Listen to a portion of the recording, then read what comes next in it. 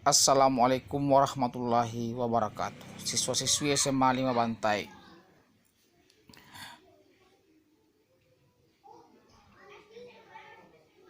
Jadi ini adalah mata pelajaran sejarah Indonesia kelas 11, di mana ini merupakan pekan ketiga untuk mata pelajaran tersebut. Jadi sekarang ambil alat tulis, lalu simak baik-baik dengan sesama video yang kita akan bahas pada kesempatan ini. Jadi indikator dari materi tersebut atau materi ini adalah faktor penyebab masuknya bangsa barat ke Indonesia.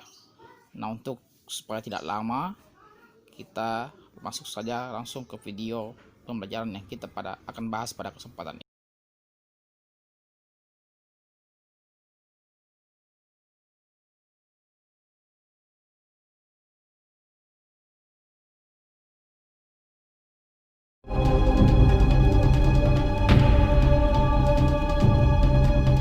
Zaman penjelajahan samudra merupakan masa ketika bangsa-bangsa Eropa banyak melakukan penjelajahan samudra mengelilingi dunia untuk menemukan komoditas dagang dari dunia timur. Adapun bangsa-bangsa Eropa yang dianggap sebagai pelopor penjelajahan samudra adalah bangsa Portugis, Spanyol, Belanda, dan Inggris.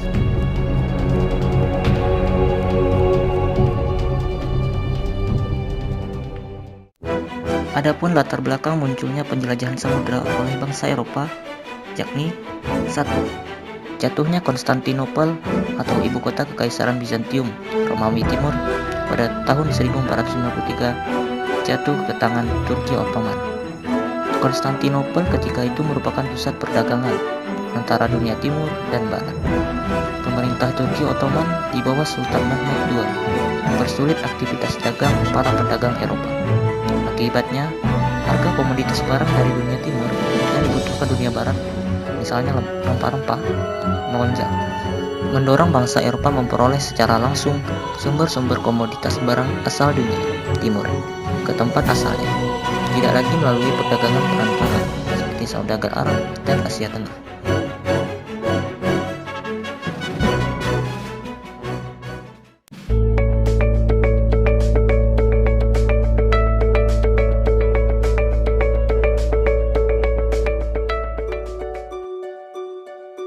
Peristiwa kedatangan bangsa barat. Mulai akhir abad ke-15, bangsa Eropa berusaha melakukan penjelajahan samudra. Bangsa Eropa yang pernah melakukan penjelajahan dan penjajahan di Indonesia dimulai oleh bangsa Portugis. Kapal mereka pertama kali mendarat di Malaka pada tahun 1511. Berikutnya ialah bangsa Spanyol yang mendarat di Tidore, Maluku pada tahun 1521. Kemudian disusul oleh bangsa Inggris dan Belanda. Kapal-kapal Belanda pertama kali mendarat di Pelabuhan Banten pada tahun 1596. Faktor-faktor pendorong penjelajahan samudra antara lain sebagai berikut. Yang pertama adalah adanya keinginan mencari kekayaan. Kekayaan yang mereka cari terutama adalah rempah-rempah. Sekitar abad ke-15 di Eropa, harga rempah-rempah sangat mahal. Harga rempah-rempah semahal emas. Mereka sangat membutuhkan rempah-rempah untuk industri obat-obatan dan bumbu masak. Kemudian faktor yang kedua adalah adanya keinginan mencari kejayaan. Di Eropa, ada suatu anggapan bahwa apabila suatu negara mempunyai banyak tanah jajahan, negara tersebut termasuk negara yang jaya. Dengan adanya anggapan ini, negara-negara Eropa berlomba-lomba untuk mencari tanah jajahan sebanyak-banyaknya.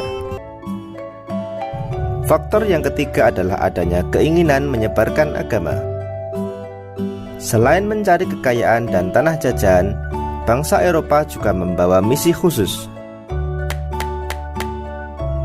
Misi khusus tersebut adalah menyebarkan agama kepada penduduk daerah yang dikuasainya.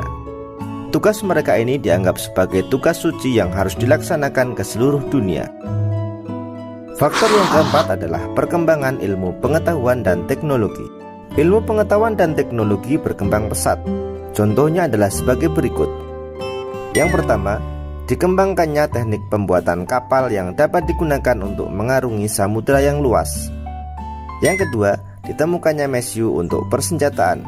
Senjata dapat digunakan untuk melindungi pelayaran dari ancaman bajak laut dan sebagainya. Yang ketiga adalah ditemukannya kompas. Kompas digunakan sebagai penunjuk arah sehingga para penjelajah tidak lagi bergantung pada kebiasaan alam. Jadi langkah selanjutnya yang kalian lakukan, menuliskan kembali materi pelajaran yang ada pada video. Yang kedua, anakku sekalian, kalian mengumpulkan catatan dengan cara memfoto kembali materi kalian catat. Lalu yang ketiga, jangan jika ada yang mau ditanyakan bisa buat WA, melalui video juga, telepon juga bisa. Sekian, assalamualaikum warahmatullahi wabarakatuh.